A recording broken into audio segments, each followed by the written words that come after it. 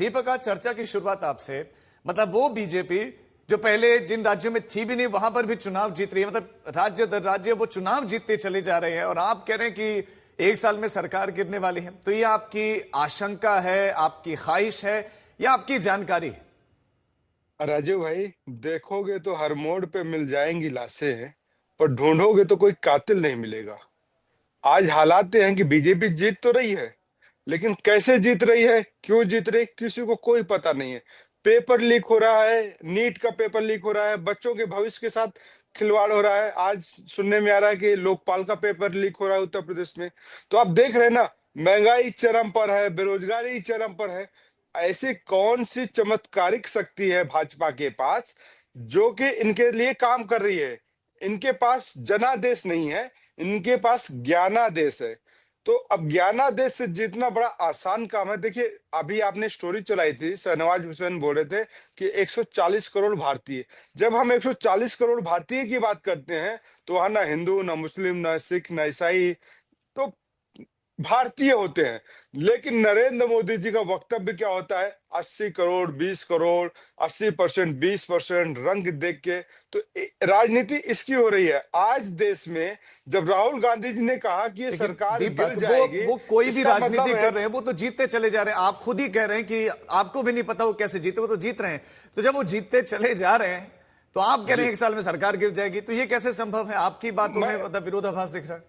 मैं वही बता रहा हूँ। देखिए, क्या होता है, सरकारें पहले भी गिरी हैं, लेकिन एक गिरी हुई सरकार है। गिरी हुई का मतलब है जिसने देश के साथ गद्दारी किया, जिसने जनता के साथ गद्दारी किया, जिसने भारत माँ के साथ गद्दारी किया, जिसने जमीन जंगल के साथ गद्दारी किया। अंडमान निकोबार का जंगल एक व्यापारी को बेच दिया जाता है, करोड़ों पेड़ काट दिए जाएंगे। आप देखिए।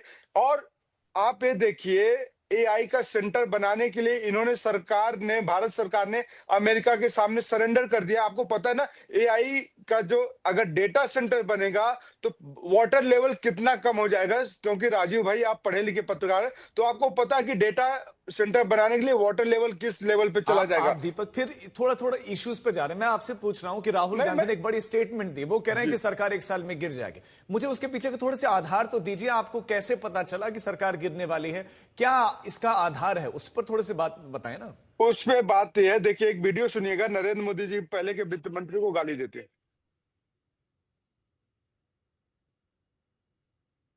नहीं, ऑडियो नहीं आ रहा है। ये ऑडियो इसलिए नहीं आएगा, मैं कवरेज से जुड़ा हूं, मैं बताता हूं। नरेंद्र मोदी जी कहते हैं कि आर्थिक संकट इसलिए पैदा हुआ कि वित्त मंत्री कहते हैं कि सोना मत खरीदो। पहले के वित्त मंत्री कहते थे सोना मत खरीदो, अब के देश के प्रधानमंत्री कहते हैं सोना मत खरीदो, तेल मत खरीदो, गाड़ी मत चलाओ, टेम्पो में चलो, बस में चलो। बहुत बढ़िया प्रधानमंत्री जी। बंगाल के चीफ मिनिस्टर आते हैं दिल्ली, प्राइवेट प्लेन के लिए आते हैं, रैली करते हैं तो हजारों गाड़ियों की इनकी रैली होती है। तो देश इनके दोहरे चरित्र को समझ चुका है। ये सरकार गिरे हुए व्यक्ति की है, गिरे हुए लोगों की है, गिरी हुई भाजपा की है। तो सरकार में बचा क्या? गिरी हुई सरकार है। अगर ये बताइए, इन्होंने क्या ये कहा था राजू भाई? ये नहीं अब दीपक, ये जनता जी, तय करेगी। जो भी आप बातें कर रहे हैं वो जनता को डिसाइड कर रहे हैं। लेकिन मेरा जी, सवाल ये आपसे है कि आप ऑपोजिशन में हैं, आप जी, बड़ी पॉलिटिकल पार्टी हैं। आप जब जी, इस तरह की स्टेटमेंट देते हैं कि एक साल में सरकार गिर जाएगी, जी। क्या इससे आप लोगों को भड़काने का प्रयास नहीं कर रहे हैं? क्या माहौल, एक असंतोष जनता के बीच में व्याप्त करने का प्रयास आप नहीं कर रहे हैं? एक डर की भावना इससे पैदा नहीं हो जाती है कि बहुत ज्यादा देख, इकोनॉमिक क्राइसिस कुछ आने वाला है या होने वाला है? इसका मतलब ऐसे है, जैसे नरेंद्र मोदी जी कहते हैं ना, बड़े सारे कांग्रेसी मेरे संपर्क में हैं। वैसे मैं कहता हूं, बड़े सारे बीजेपी वाले लोग कहते हैं कि हम मोदी जी की नीतियों से त्रस्त हो चुके हैं। मोदी जी व्यक्ति पूजा पे यकीन रखते हैं, भारत माता की पूजा पे यकीन नहीं रखते हैं। तो जो व्यक्ति पूजा, तो भाजपा के कई सारे सांसद त्रस्त है, कई सारे इनके सहयोगी दल त्रस्त है। अब जेडीयू का एग्जांपल लीजिए, नीतीश कुमार इनके त्रस्त है, इनकी मुख्यमंत्री की कुर्सी छीन लिया है। तो ये सारे दल धीरे धीरे देश के साथ जुड़ रहे हैं, क्योंकि महंगाई बढ़ रही। इनका नारा था 2014 में कि बहुत हुई महंगाई की मार, अब की बार मोदी सरकार। मोदी अब चलिए सरकार। ठीक है। अजय तो अजय मोदी आलोक अजय सरकार की आलोक जब को कह रहे हैं कि महंगाई, ग्लोबल संकट, राजनीतिक जो है, जो आर्थिक कारण है, इसके चलते सरकार गिर जाएगी। तो क्या वाकई सरकार पर लोगों का भरोसा कम हो रहा है? कांग्रेस जैसा दावा कर रही है।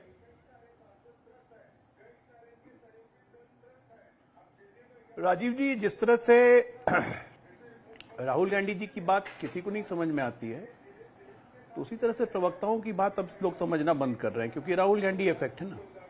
बात कहाँ हो रही है, बात कहाँ ले जा रहे हैं, गद्दार गद्दार गद्दार। अरे जिसका पुष्ट दर पुष्ट गद्दार हो वो दूसरे को गद्दार बोलेगा? इनको पुष्ट राजू दर भाई पुष्ट इनको गद्दारी का इतिहास जिसका हो, सीधा नाम ले। परनाना से लेके दादी से लेके जो जिसका नाम है उसका जैसा उच्चारण है प्लीज वैसे ही करें, है ना? अरे बोला प्लीज नहीं आता क्या? पढ़े लिखे नहीं है क्या? अनपढ़ है क्या? फिर वापस डिटेल नहीं नहीं ये कर पढ़े लिखे नहीं है क्या? पुष्ट दर पुष्ट जिसका अरे भाई मेलोडी खाओ ना। पुष्ट देश दर में। पुष्ट जिसका मेलोडी गद्दारी है, के इतिहास हो। सिर्फ और सिर्फ भाजपा की मेलोडी चल रही है। मैंने बहुत मेलोडी पूरा विश्व खा रहा है भाई। भाजपा एक मिनट बेचैनी नहीं। अजय जी आपसे प्लीज रिक्वेस्ट है, प्लीज गरीबी रिक्वेस्ट है कम कि करने सही जो पे, नाम है बेरोजगारी बिल्कुल उसी कम नाम करने के पे, साथ मुद्दों की जो बात है आप करने में उच्चारित इनका करें क्या से हुआ? प्लीज। दीपक जी हो नहीं गया। इनको बोलिए नहीं उनको सुनिए, अब राहुल उनको गांधी सुनेंगे जी का प्लीज। नाम हो समाज गया, से ले। हाँ नहीं, मैंने बोल दिया है, राजीव बोल भाई- दिया है मैंने। डॉक्टर आचार्य बस अच्छा नाम, सच्चा नाम लेने से इतनी मिर्ची लगते हुए मैंने पहली बार देखा है। चलिए उधार कर गांधी गांधी बनना बने रहिए, चोरी के गांधी बना बने रहिए। मेरा क्या जा रहा है? मेरा क्या जा रहा है? अब दूसरी बात पे आते हैं, अब दूसरी बात पे आते हैं। एक कहावत है, क्यों बीच में बोल रहे हैं राजीव जी? आप इनको फेडर लो कीजिए। इनको इतना आपने समय दिया, मैंने एक शब्द नहीं बोला। ये फेडर डाउन करवाना पड़ेगा, दीपक जी का फेडर डाउन किया जाए। आप वापस इसी टॉपिक पर आइए अजय आलोक जी। क्या सरकार पर भरोसा कम हो रहा है लोगों का? कांग्रेस ऐसा दावा कर रही है। देखिए हमारे बिहार यूपी में कहावत है, आशुतोष भी जानते होंगे, आनंद दुबे भी जानते हैं, धीरेन्द्र भी जानते होंगे, दीपक भी जानते होंगे कि कसाई के चाहने से गाय नहीं मरती है ना। तो लोकतांत्रिक तरीके से हमें हरा नहीं सकते हैं। लोकतांत्रिक तरीके से विफलता का शतक लगाने वाले हमारे महाराज युवराज, जो भी नाम आपको देना है दे दीजिए। अब फिर मैं कुछ बोलूंगा तो ये आगे बोलने लगे। सफलता का शतक लगने वाला 99 की घंटी बज गई है। अभी उत्तर प्रदेश उत्तराखंड का चुनाव होगा, पंजाब का चुनाव होगा, शतक बनना पक्का है, सेंचुरी की बधाई दीजिएगा। तो लोकतांत्रिक व्यवस्थाओं में विफल होने के बाद ये व्यक्ति अराजक हो चुका है। ये व्यक्ति अपने कार्यकर्ताओं को कहता है कि जब आरएसएस के लोग और बीजेपी के लोग आपके पास आएंगे तो कहिएगा कि तुम्हारा प्रधानमंत्री गद्दार है, तुम्हारा गृह मंत्री गद्दार है। बिल्कुल ये कहता है कि प्रधानमंत्री नरेंद्र मोदी को डंडे से पीटेंगे लोग, इसको निकलने दो, गंदे से डंडे से मारेंगे। ये भड़काने की जो प्रवृत्ति है, आज ही जैसे कह दिया कि नहीं मुसलमान का नाम लेके बोलना है, मुसलमान का नाम लेके बोलना है। तो भैया नाम ही बदल लो ना, all India Muslim Congress league कर लो, क्या दिक्कत है? और वैसे भी मुस्लिम कांग्रेस लीग के ही समर्थन से केरला में सरकार बनाई, उनके मंत्री बनाए, आपने से डबल की संख्या में मंत्री बना दिया अनुपात में। तो जो स्वाभाविक है, जो जिसका जैसा रंग है वैसा रंग दिखा रहे हैं। ना तो ऐसे किसी की आपकी भी बात नहीं आएगी, किसी की भी बात नहीं आएगी। जब मैं आपको पर्याप्त समय दिया, किसी और ने नहीं टोका, तो आप ऐसे बीच में क्यों बोल रहे हैं? प्लीज आज आलोक 30 सेकंड में कंप्लीट करें, दूसरे मेहमान के पास भी जाऊंगा। लगातार हो रही चुनावी विफलताओं के कारण मानसिक संतुलन बिगड़ गया है, मानसिक विकृति आ गई है। उस पर से रहा सहा काम अखिलेश जी ने कर दिया। लेकिन जो महंगाई है, पेट्रोल डीजल सीएनजी के दाम बढ़ रहे हैं अजय आलोक, क्या इससे वाकई लोगों में गुस्सा नहीं बढ़ता है? देश की जनता बहुत अच्छे से जानती है कि अर्थव्यवस्था को ये चाय वाला प्रधानमंत्री किस तरह से संभालता है। देश की जनता अच्छी तरह से जानती है कि ईरान युद्ध के कारण अंतर्राष्ट्रीय कीमतों में उछाल के बावजूद 78 दिन तक एक भी रुपया नहीं बढ़ाने के बाद अब मजबूर हैं कि रुपया बढ़ाना पड़ेगा। और जैसे ही हालात सुधरेंगे वापस सुधार होंगे। देश की जनता जानती है, मिडिल क्लास जानता है कि 12 लाख रुपए की बचत करके हमेशा कांग्रेस पार्टी अगले 1 साल में सरकार गिरा रही है, तो आप कांग्रेस के साथ हैं इस मामले में, या फिर आपको लग रहा है कि ये बैग की बातें, या फिर कुछ लॉजिक है इसमें? धन्यवाद राजीव जी। देखिए राजीव जी, मैं भारतीय जनता पार्टी के प्रवक्ता की बात कर रहे थे, वो शतक की बात कर रहे थे। शतक तो वाकई हमारे देश की अर्थव्यवस्था लगा रही है। अब $1 की कीमत शतक के पास पहुंचने जा रही है, अभी 96 रुपए है। और पेट्रोल और डीजल का दाम भी शतक लगा ही चुका है। तो शतक कौन लगा रहा है ये तो पता है हम सबको। बार बार ईरान, इजराइल और मिडिल ईस्ट की लड़ाई के पीछे छुपने वाले लोग ये भूल जाते हैं कि 28 फरवरी के पहले ही अर्थव्यवस्था डूब चुकी थी। उस समय $1 के सामने रुपए की कीमत लगभग 90 रुपए के ऊपर पहुंच चुकी थी, और पेट्रोल डीजल भी शतक के पास ही था। तो ये कब तक आप अलग अलग बहानों के साथ में चले जाएंगे, ये ठीक नहीं लगता है।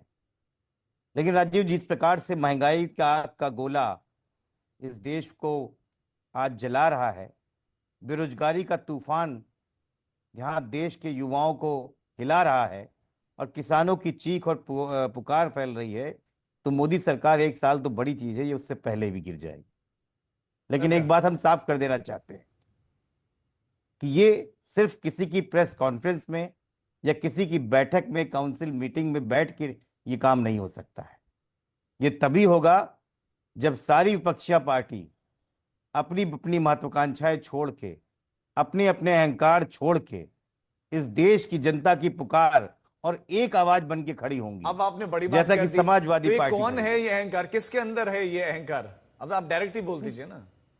राजीव जी, देखिए ऐसा है ना कि विपक्षी पार्टियां लगातार अगर अपने साथ खड़े रहें, और हमने देखिए 2024 का इलेक्शन लड़ा, 2024 का इलेक्शन हमने साथ में लड़ा और हमने भारतीय जनता पार्टी के चारों खाने चित कर दिए। आज वही एकता, वही साहस और वही ढाढ़स की बात उत्तर प्रदेश की सारी विपक्षी पार्टियों को एक साथ आना पड़ेगा। ठीक है। वरना जिस प्रकार से लोकतंत्र की हत्या ये करते जा रहे हैं, संविधान बदलने का नारा भारतीय जनता पार्टी देती है, उस प्रकार से वो दिन दूर नहीं है कि जब इन बहसों का भी कोई मतलब नहीं होगा। ठीक है। समाजवादी ठीक पार्टी है। पूरी तरीके से इस चीजों के लिए तैयार है। हमारे साथ आइए, हम इनको यहां से हराएंगे और फिर देश से भी बाहर भगाएंगे। ठीक है। आनंद दुबे, क्या बंद कमरों की बैठक से सरकारें बनेंगी, सरकारें गिराई जाएंगी? मैं आऊंगा अजय आलोक, मैं एक साथ ही आपसे जो है जवाब लूंगा। 10 सेकंड चलिए 10 सेकंड सिर्फ 10 कंप्लीट सेकंड, करिए। सिर्फ 10 सेकंड। 10 सेकंड सिर्फ, हाँ बोलिए।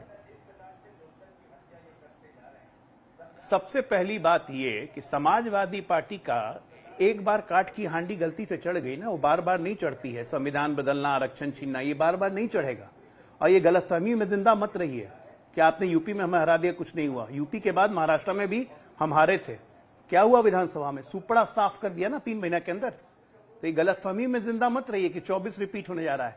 27 में 50 से नीचे ले जाएंगे आपको। तो ये हम नहीं ले जाएंगे, उत्तर प्रदेश की जनता ले जाएगी, जो एक्सप्रेस वे के फास्ट ट्रैक पे जा चुकी है। ठीक है। आनंद आनंद कोशिश आनंद करेंगे हम आनंद लोग दुबे, साथ में राहुल बैठेंगे, गांधी के इस बयान पर आपकी प्रतिक्रिया बहुत इंपॉर्टेंट है। मतलब कि इतनी महंगाई है, इतना आर्थिक असंतोष है हमारे देश में कि वाकई सरकार गिरने वाली है। आप राहुल गांधी के स्टेटमेंट से क्या इत्तेफाक रखते हैं या नहीं? राजू भाई नमस्ते, सभी को जय श्री राम। देखिए, हमारे देश का संविधान बहुत मजबूत है, यहाँ का लोकतंत्र बहुत मजबूत है, उसकी जड़ें बहुत गहरी हैं। आज़ादी के बाद से लेकर 2026 तक कभी ऐसा देखा नहीं गया कि जैसे पाकिस्तान में होता है, नेपाल में होता है, बांग्लादेश में होता है या श्रीलंका में होता है। हम कभी सपने में भी नहीं सोच सकते, क्योंकि हमारे देश का जो जड़ है वो सनातन को मानने वाला है, वसुधैव कुटुंबकम को मानने वाला है। हम लोग अहिंसा पर विश्वास करने वाले लोग हैं। तो हम नहीं समझते कि यहाँ सरकार बदल जाएगी या तख्ता पलट हो जाएगा, क्योंकि अगर प्रैक्टिकल बात करें राजू भाई, तो 240 सीटें अकेले बीजेपी के पास है, उनके साथ टीडीपी है, जेडीयू है, एकनाथ शिंदे वाली शिवसेना है और भी बाकी लोग हैं, तो उनके पास बहुमत है। और 2029 से पहले यहाँ कोई चुनाव नहीं। जब तक एनडीए न टूट जाए, एनडीए में फूट न पड़े, तब तक तो हमें लगता है यहाँ पर कोई सरकार बदलना या हाँ प्रधानमंत्री किसको बनाना नहीं बनाना है बीजेपी का अंदरूनी आप भी मामला कह रहे हो हैं कि सकता है। कांग्रेस प्रैक्टिकल नहीं है। मोदी जी खुद इस्तीफा दे दे, हो सकता है आरएसएस नहीं। मैं वही बोल रहा हूं कि देखिए, मैं बार बार कह रहा हूं कि हमारे देश में तख्ता पलट होना या सरकार गिरा देना ये कभी होगा नहीं इस जन्म में, क्योंकि यहां पर सनातन की जड़ें गहरी हैं। सनातन मतलब 100 करोड़ से ज्यादा लोग आज भी प्रभु राम राज्य में विश्वास करते हैं, जिनके जीवन में हिंसा नाम की कोई चीज नहीं है। अच्छा, दूसरा, हम लोग राजू भाई कोई ज्योतिष भी नहीं है, कोई हम ऐसे आकलन भी मूल्यांकन भी नहीं कर सकते कल क्या होगा, कल किसने देखा है। 2029 से पहले कुछ हो ऐसा मुझे नहीं लगता, जब तक एनडीए में फूट न पड़े, बहुमत न निकल जाए। तो देखिए तो ये भी बता, कांग्रेस ऐसा क्यों कह रही है? कांग्रेस ऐसा क्यों कह रही है? तो सुनिए ना, बीजेपी को मैं वही कह रहा हूं, कांग्रेस को अगर बीजेपी को हराना है तो स्किल डेवलपमेंट करना होगा। चुनाव जीतना एक स्किल है।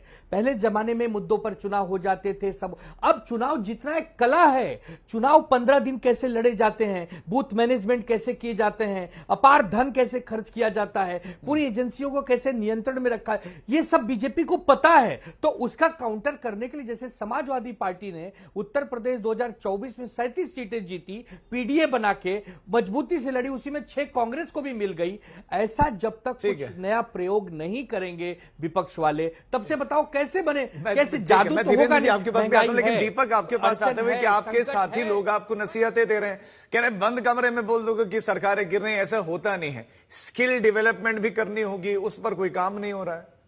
देखिए, हमारे साथी लोग हमारे साथ हैं और हमारे साथ हम लोकतंत्र यही ना, तो साथियों की नसीहत अगर हम नहीं सुनेंगे तो किसकी सुनेंगे? अपने साथियों की तो हम सुनेंगे।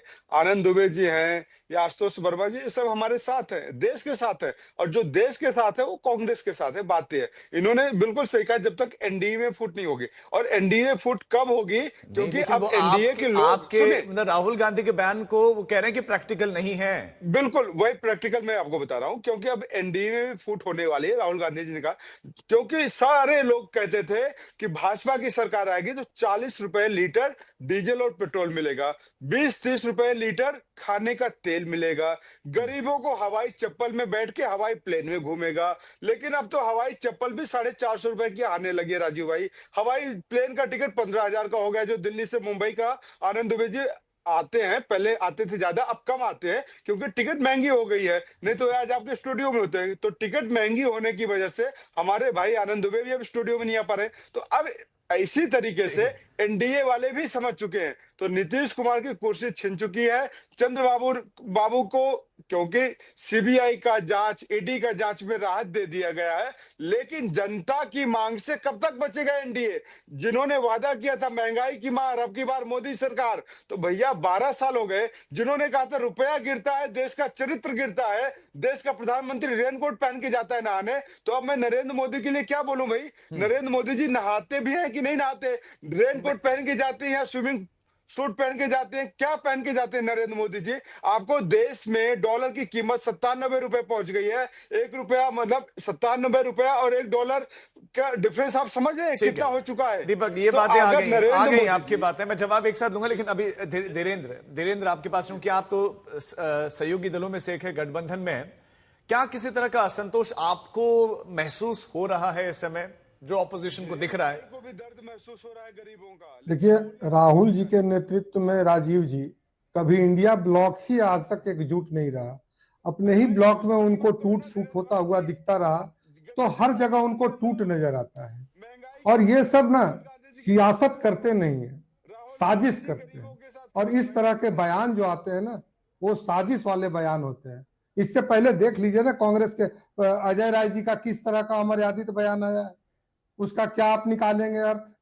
और ये भविष्यवाणी जो कर रहे हैं, ये 2024 में भी किए थे राहुल गांधी जी, बड़े इत्मीनान से और एकजुटता के साथ एक तर एक सरकारें हम लोग बनाते जा रहे हैं।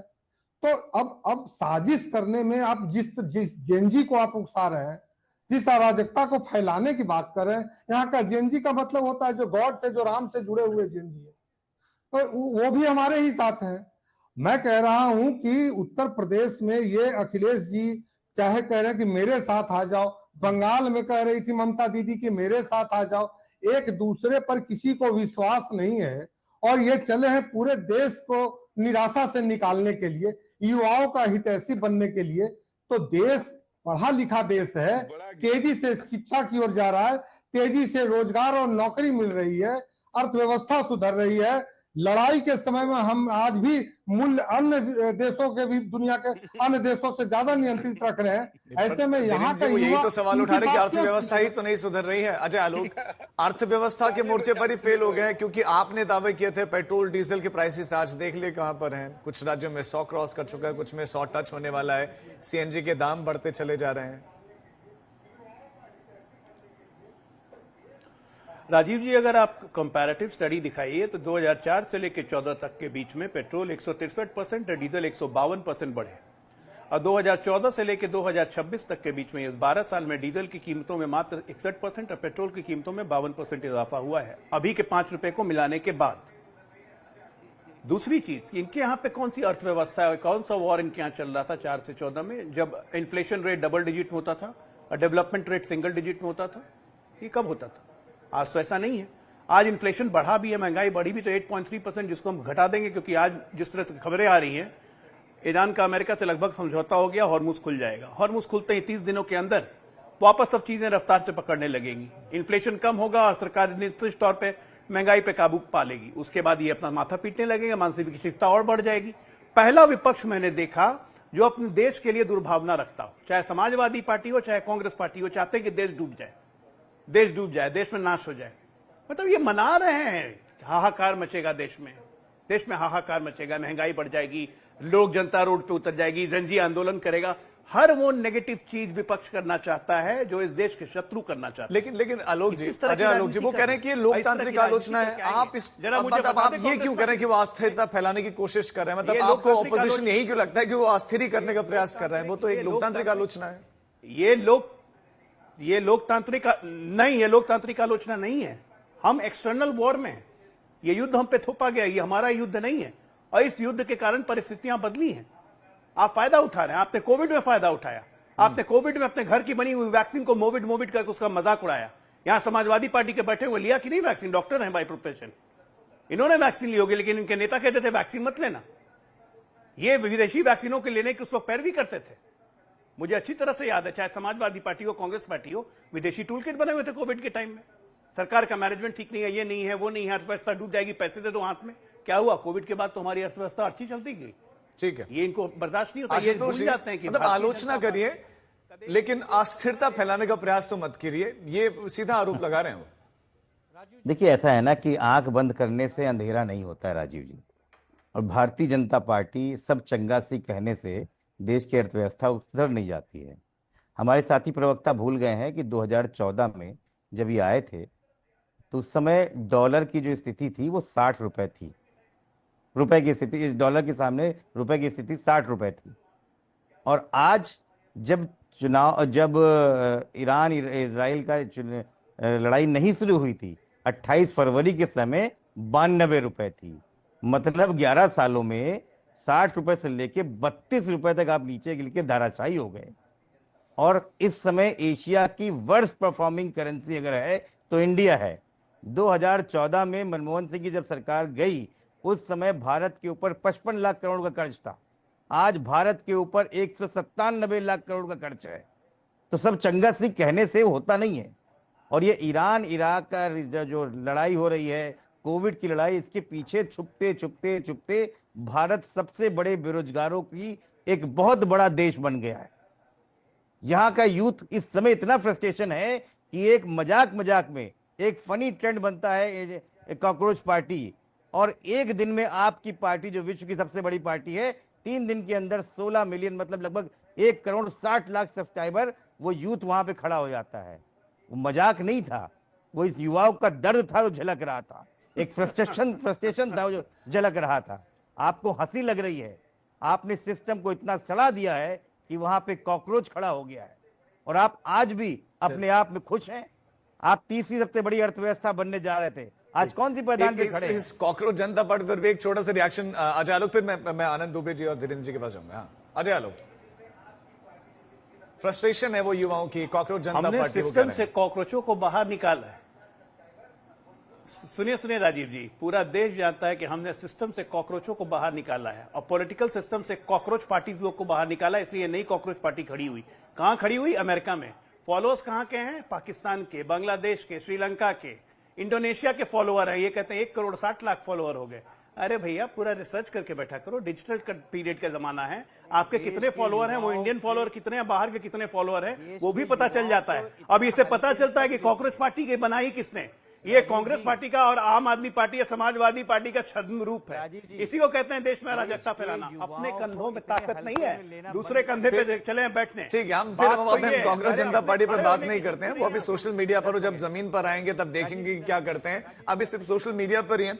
लेकिन आनंद दुबे जी, इतनी महंगाई है, वो कह रहे हैं कि हवाई टिकट बहुत महंगा हो गया है, वरना आप भी दिल्ली में हमारे साथ यहाँ स्टूडियो में बैठे होते हो, कह रहे हैं। राजू भाई, पहले के जमाने में प्राचीन काल में आकाशवाणी हुआ करती थी, कभी किसी को कुछ बात कहनी होती थी। अब के जीवन में भविष्यवाणी होती है। तो आपको तो अच्छे से पता है कि देश के लोकसभा चुनाव के सामने उत्तर प्रदेश का विधानसभा चुनाव मिनी लोकसभा कहा जाता है। 1 साल बाद यानी 2027 में एक बहुत बड़ा सुनहरा अवसर है कि वहां चुनाव होने जा रहे हैं। क्यों नहीं कांग्रेस पार्टी 100 सीटों से ज्यादा जीत जाती है वहां विधानसभा में और समाजवादी पार्टी को मजबूत बनाती है, क्योंकि हमें पूरा विश्वास है समाजवादी बहुत अच्छा प्रदर्शन करेगी। अगर 100 के करीब कांग्रेस भी जीत जाती तो 300 के करीब सीटें आ जाएंगी, बीजेपी अपने आप हार जाएगी और एक मजबूत महाविकास आघाड़ी गठबंधन देश में बीजेपी के खिलाफ खड़ा हो जाएगा। हमें उस पर काम करना चाहिए, क्योंकि अभी जहां तक मेरी जानकारी है उत्तर प्रदेश में कांग्रेस 39 साल से नहीं है और उसके पास केवल 2 विधानसभा सीट है। अगर 2 से 98 और जोड़ दूं 100 हो जाती है दीपक भाई, तो मजा आ जाएगा, जबरदस्त ताकत बन जाएगी पूरे उत्तर प्रदेश में कांग्रेस की और वहां 80 लोकसभा सीटें हैं, हम लोग बीजेपी को हरा देंगे। मतलब कांग्रेस को जगाने से ज्यादा ऐसा लग रहा है कि आप इशारों में तंज कस रहे हैं उन पर कि थोड़ा और मेहनत करो आप। नहीं, मैं तो दिल्ली बाई ट्रेन आ जाऊंगा, पैदल आ जाऊंगा, रोड से आ जाऊंगा, लेकिन हमें दिल्ली पहुंचना है तो यूपी जीतना होगा और यूपी जीतना होगा तो कांग्रेस को ट्रिपल इंजन लगानी होगी। 2 से 100 पहुंचने की अभी से तैयारी करो, बूथ स्तर पर कार्यकर्ताओं को मजबूत करो। हम लोग भी मुंबई से आके आपके कंधे से कंधा मिलाकर वहां पर मेहनत करेंगे, तब हम लोग बीजेपी को हराएंगे, क्योंकि समाजवादी पार्टी तो अपना काम बखूबी कर रही है। लेकिन कांग्रेस नहीं कर रही। दीपक मतलब ग्राउंड पर काम ही नहीं कर रहे हैं आप। लेकिन मतलब स्टेटमेंट दे देने से कुछ नहीं होता ना कि सरकार गिर रही है। वो मतलब उनके कहने का तात्पर्य यही है कि सपा तो ठीक है, वो तो अच्छा काम कर रहे हैं, उसके ग्राउंड पर काम भी चल रहा है, आप नहीं कर रहे हैं कुछ। देखिए, हमारे शास्त्र कहते हैं, क्योंकि आनंद भाई ने सनातन से शुरुआत करी तो मैं भी बोल दूंगा, संग गच्छध्वम संबद्धध्वम संभो मनांसि जानताम। हम साथ चलेंगे, साथ बढ़ेंगे और साथ देश को आगे बढ़ाएंगे, साथ ही लोगों को इस गरीबी से निकालेंगे। तो आनंद भाई के बयान का स्वागत है, इनको मैं इनकी बयान से सहमति जताता हूं कि हम और समाजवादी पार्टी मिलकर उत्तर प्रदेश को जीतेंगे।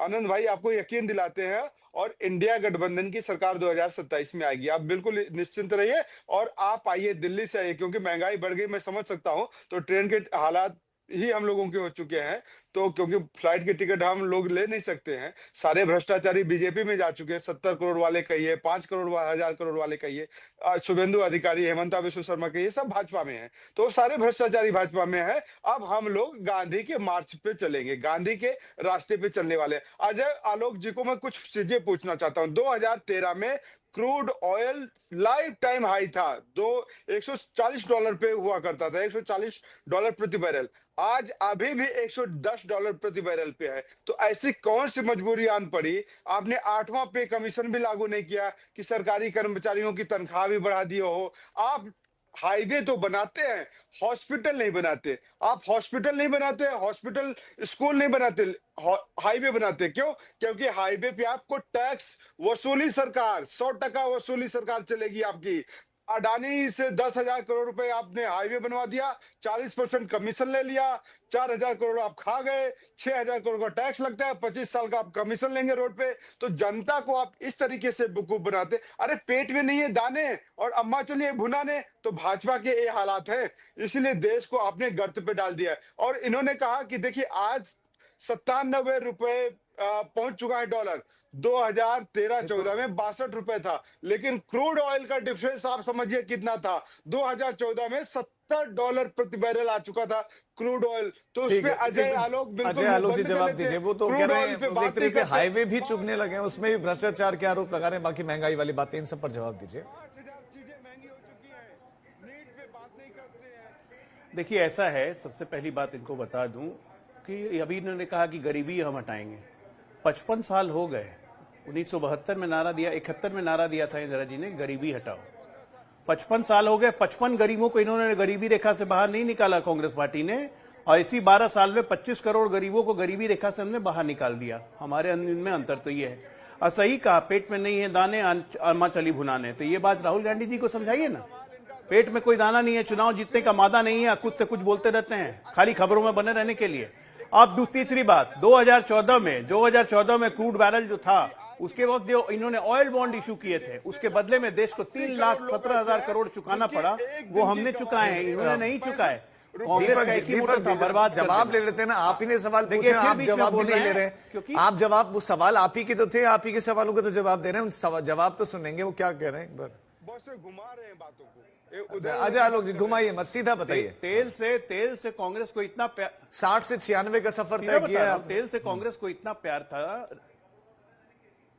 बिल्कुल नहीं, 60 से 96 का सफर नहीं किया था, अपने ही समय का डेटा याद नहीं रखते। $71 इन्होंने हमें दिया था। और दूसरी बात क्यों बीच में बोल रहे हैं भाई, ऐसे डिबेट होती है क्या राजीव जी? 40 लाख करोड़ रुपए मैं इनको बोल नहीं रहा हूँ, इनको पास कोई तर्क नहीं है, फालतू बीच में बोलते रहते हैं। बना दिया आपने। ये आपके दर्शक यही सुनना चाहते हैं मुद्दों की क्या? बात करिए, काम की बात करिए। ये आपके दर्शक यही सुनना चाहते हैं। महंगाई क्यों बढ़ रही है, डीजल पेट्रोल की कीमत में आग क्यों लगी हुई है? पाकिस्तान ने तो सस्ता कर दिया, क्योंकि आप वहां बिरयानी खाने जाते हैं, आपको तो पता होगा कि वहां तेल सस्ता हो रहा है, नेपाल में सस्ता हो रहा है, बांग्लादेश में सस्ता हो रहा है। चार बात कहने से दीपक जी नहीं, प्लीज नहीं हो जाएगा। मैं मजबूर मत कीजिए ना, फेडर नहीं डाउन करना चाह रहा मैं, अब सुन लीजिए बस, तो उनको कंप्लीट करने दीजिए। हाँ, अजय आलो कंप्लीट करिए, फिर धीरेन्द्र जी के पास भी चलते हैं। देखिए, सबसे पहली बात, तेल कांग्रेसियों को बहुत प्यारा लगता है। वॉल्कर कमेटी की रिपोर्ट याद होगा, आपके दर्शक पढ़ ले, मैं फिर से कहता हूं, वॉल्कर कमेटी रिपोर्ट, जिसमें Congress party 500 million barrel dollar के तेल खा गई थी इराक से ऑयल फॉर फूड के प्रोग्राम के बदले में। ये हमें सिखाएंगे, ये हमें ज्ञान देंगे। जिस ढंग से अर्थव्यवस्था हमने संभाली, यार हाईवे की बात ये कर रहे हैं, जिसने जीवन में कभी हाईवे बनाया ही नहीं, जिसने कभी एक एक्सप्रेसवे बनाया ही नहीं, जिसके राज में सत्ता में रहते हुए कभी कोई एक्सप्रेसवे बना ही नहीं, वो हमें हाईवे की बात कहां, विजन ही नहीं था हाईवे बनाने का। देश को मजबूत कैसे करना है, देश को आर्थिक शक्ति कैसे बनाना है, देश को डिफेंस में कैसे मजबूत करना है, देश की इंफ्रास्ट्रक्चर कैसे मजबूत हो, ये यूनिवर्सिटी की बात करते हैं, हॉस्पिटल की बात करते हैं, हमने हॉस्पिटल नहीं बनाया। अरे एक एम्स था, दो एम्स गिनती के 2014 में, आज कितने एम्स हैं? कितनी यूनिवर्सिटीज इनके टाइम में थी, आज कितने यूनिवर्सिटीज हैं? मेडिकल कॉलेज सीट्स कितनी थी? 50,000, आज 1.25 लाख 1.5 लाख के लगभग मेडिकल कॉलेज सीट्स। ठीक है, ये हमें बताएंगे एजुकेशन और इंफ्रास्ट्रक्चर। कौन बोल रहा है यार, मतलब गजब हालत है, देश का कितना बुरा हाल किया है इन लोगों ने। और ये सब काम हो सकता था पहले, राजीव जी, ये सब काम हो सकता था 80 में। 80 के दशक में चाइना और हमारी इकोनॉमी हमारी बेटर थी, फॉरेन एक्सचेंज रिजर्व हमारा बेटर था। चाइना कहां से कहां चला गया, इन्होंने देश को किस रसातल में ले आए, अब ये चाहते हैं कि ये दोबारा आए। अरे जाओ, जाके all India Muslim Congress league बन जाओ, ज्यादा बढ़िया वो नहीं कर सके तो फिर आप कब तक करेंगे, इस पर जवाब आपको भी दे। लेकिन धीरेन्द्र जी, क्या कांग्रेस पार्टी या राहुल गांधी जो इस तरह के स्टेटमेंट दे रहे हैं, क्या वो कार्यकर्ताओं में थोड़ा उत्साह भरने के लिए, उनको मोटिवेट करने के लिए, जोश हाई करने के लिए इस तरह के बयान दे रहे हैं? ये जो बयान आया था, ये बैठक किसकी थी? अल्पसंख्यक सेल की। वह सेल 2014 से ही चाह रही है कि मोदी जी तेरी कब्र खुदेगी। ये नारे तो 2014 से ही लगा रहे हैं ये लोग। तो नया इसमें क्या है बताइए? लोकतंत्र खतरे में है। लोकतंत्र का नाम कब से हो गया अखिलेश जी, कब से हो गया राहुल जी, लोकतंत्र का नाम कब से हो गया केजरीवाल। ये लोग तो पहले से लोकतंत्र में रिजेक्टेड है, और उसी कांग्रेस के लोगों के साथ ये लोग एलाई करके बनाए हैं ना, जिसने लोकतंत्र की हत्या की है, पूरे दुनिया में भारत का नाम शर्मसार किया। तो क्या यहाँ के लोग, यहाँ के युवा समझ नहीं पा रहे? अभी प्रवक्ता कांग्रेस के कह रहे थे कि मैं तो गांधी के रास्ते पे चलता हूं। अगर गांधी जी के रास्ते पे चलते तो देश स्वागत करता। आप दुर्भाग्य से राहुल गांधी के रास्ते पे चल रहे हैं, जो कि कभी भी देश हित में नहीं है। इसलिए दीपक जी, ये बिल्ली के भाग से छीका नहीं टूटता है, उसके लिए आपको जनता के बीच में जाके काम करना होगा। और ऐसे ही अनाप शनाप प्रलाप करते रहेंगे तो देश के लोग लगातार एनडीए की सरकार को मजबूती से बनाते रहेंगे। और आप लोगों को अपनी नजरों से युवा लोग इतने गिरा दिए हैं कि अब तो आपकी बातों में भी गिरावट आ गई है कि देश के प्रधानमंत्री के लिए ऐसे ऐसे शब्द आप लोग बोलते हैं कि न सिर्फ देश के युवाओं को तकलीफ होती है, महिलाओं को तकलीफ होती है, बल्कि पूरे विश्व पटल पर आज आपकी हैसियत इस तरह की नहीं कि आप कुछ बोल सकें।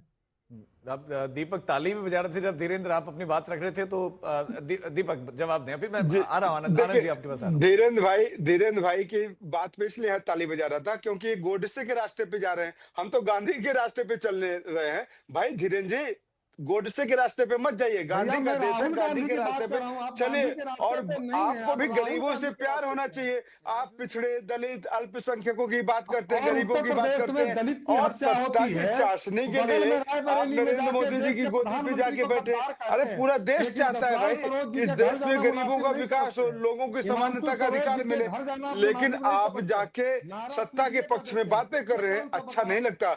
आज स्वर्गीय रामविलास पासवान जी जहां भी होंगे बड़े दुखी होंगे। इस देश का गरीब दाल नहीं खरीद पा रहा, नमक नहीं खरीद पा रहा, दूध नहीं खरीद पा रहा, प्याज नहीं खरीद पा रहा। तो जो गरीबों का भोजन होता है नमक रोटी, आज गरीब नमक रोटी खाने के लिए विवश हो चुका है, नमक रोटी नहीं खा पा रहा है राजीव भाई।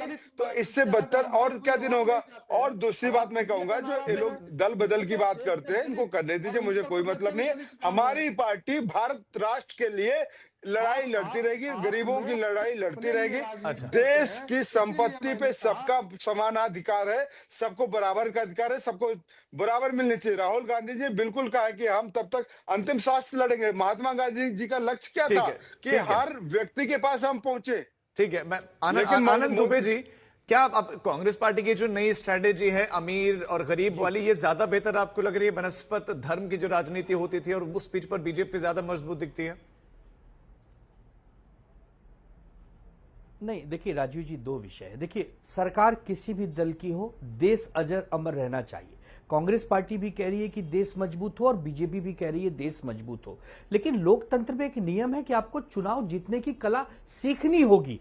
आप बताइए, पांडवों की संख्या कम थी, कौरवों की संख्या ज्यादा थी, फिर भी अपनी कुशलता से, अपने कौशल्य से, धर्म का झंडा लेकर पांडवों ने वो रण जीता था। इसका मतलब यह है कि हम विपक्ष में आज बैठे हैं, लेकिन हमें धर्म को भी साथ में लेकर चलना होगा, विकास को भी लेकर चलना होगा। अगर हमें कोई कहेगा कि सनातन डेंगू है, हमें कोई कहेगा कि राम भगवान का अस्तित्व नहीं है, तो साउथ में जाइए, डीएमके की हालत देख लीजिए, आज उन्हें मांगी पानी नहीं मिल रही है। तो ये भी हमें समझना होगा ना कि देश को पसंद क्या है। बहुमत जिसके साथ है, जनमत जिसके साथ है, वो जीत जाएगा। मैं बार बार कह रहा हूं, अगर कांग्रेस उत्तर प्रदेश में 100 सीटें विधानसभा में जीत लेगी, तब ये भविष्यवाणी पक्की हो जाएगी कि अब बीजेपी जाने वाली है। लेकिन अगर कांग्रेस 4, 5, 10 पर सिमट जाएगी, तब मैं कैसे कहूं कि कांग्रेस आने वाली है या बीजेपी जाने वाली है। हमें वही बात करनी है जो लोग पचा सकें, जिसका वास्तविकता में कोई उदाहरण हो। केवल हम अगर स्वप्न देखेंगे तो स्वप्न तो कुंभकर्ण भी देखा करता था, लेकिन उससे कोई लाभ नहीं हुआ। हमें स्वप्न नहीं देखना है, हमें जमीन पर उतर के अपने आप को खपा देना है, अंतिम सांस तक लड़ना है, ताकि सामने वाले विरोधी को अगर हम हरा दिए तो बल्ले बल्ले, और अगर लड़ते लड़ते शहीद हो गए तो भी हम अमर हो जाएंगे। उस ताकत से ही हम बीजेपी को हरा सकते हैं। केवल कल्पना करने से कि आज बीजेपी भाग जाएगी, ऐसे नहीं होता है। हमें तो मार्को रूबियो की बातों से थोड़ी सी सकारात्मक एक अच्छा लगा कि इस समय विश्व में हालात शायद ठीक हो सकते हैं। जिस ढंग से अमेरिका ईरान की बातचीत चल रही है, भगवान करे सब ठीक हो जाए, हमारा देश बच जाए, ईंधन आने लगे, वो युद्ध समाप्त हो। यही तो आपकी भी आशा है, यही हमारी भी आशा है। अजय आलोक बोले। देखिए, आपने मेढक देखा है राजीव जी? देखा है। मेढक की एक विशेषता होती है, जहां उसके पैरों के नीचे पानी सूखता है ना, वो तुरंत उस जगह पे छलांग मारता है जहां पानी हो। तो कांग्रेस पार्टी की आज की हालत मेढक जैसी है। सत्ता रूपी पानी जहां देखते हैं वहीं छलांग मारता है, टप सीधे सत्ता के पास। डीएम को छोड़ने में, डीएमके जितना समय लगता है बोलने में, उससे भी कम समय में डीएमके को छोड़ के विजय के पास भाग गए, क्योंकि तमिलनाडु की सत्ता में आना था। तो समाजवादी पार्टी को भी छोड़ने में तुरंत 5 मिनट लगेगा और पकड़ने में भी 5 मिनट लगेगा, टप। ये बात समाजवादी पार्टी जानती है। तो ये मेढक रूपी जब चरित्र रहेगा तो देश की जनता आपको सत्ता नहीं सौंपने वाली है सरकार। और बर्बाद किया, सही बात इन्होंने कहा कौरव पांडव का। कौरव थे ये लोग, 70 साल राज जो किया। आनंद दुबे कह रहे हैं, हम मतलब तो जो 2 वो सीट पे सुझाव थे दे रहे ना। हैं वो भी ठीक लग धर्म रहा है। का झंडा नहीं छोड़ा, UBT, धर्म का झंडा नहीं छोड़ा। और जब पांडवों ने जब कौरव को पराजित कर दिया, पांडवों ने जब कौरवों को पराजित कर दिया, उनका सर्वनाश कर दिया, तो उसके बाद पांडव इतिहास गवाह है, लगातार राज करते रहे। तो आज पांडवों का ही राज है, जो कि धर्म का झंडा बुलंद किए हुए और हमेशा बुलंदी के साथ रहे। ठीक, आशुतोष लेकिन वर्मा, इस कौरवों आशुतोष ने, वर्मा। कांग्रेस रूपी कौरवों ने, अब बाद में यूपीए रूपी कौरव ने देश को चूस लिया। राजीव भाई 10 सेकंड। और उसमें हाँ, समाजवादी मैं पार्टी दीपक के आपके पास आ रहा हूं। आशुतोष वर्मा, समय कम है, मैं एक एक करके जल्दी से आपके पास आऊंगा। नहीं, मैं राजीव जी बार बार ये बोल रहा हूं कि समाजवादी पार्टी उत्तर प्रदेश में अपने पूरे लाव लश्कर के साथ तैयार है, बूथ स्तर पे तैयार है। हम सारी विपक्षी पार्टी से कहते हैं कि अपनी कोई भी बड़ी महत्वाकांक्षा छोड़ के जीतने के लिए और भारतीय जनता पार्टी को हराने के लिए समाजवादी पार्टी के साथ खड़े होइए। हम आपको 2024 से ज्यादा अच्छा रिजल्ट देंगे। लेकिन जब तक आप इधर उधर लड़ते रहेंगे और लक्ष्य से हटेंगे तो आपका रिजल्ट खराब होगा। चलिए, आशुतोष समाजवादी वर्मा जी और पार्टी सभी अकेले मेहमानों को नहीं जो चल माफी के साथ रोकना पड़ रहा है, अभी समय इतनी ही इजाजत दे पा रहा। आप सभी मेहमानों का बहुत शुक्रिया हमारे साथ जुड़ने के लिए।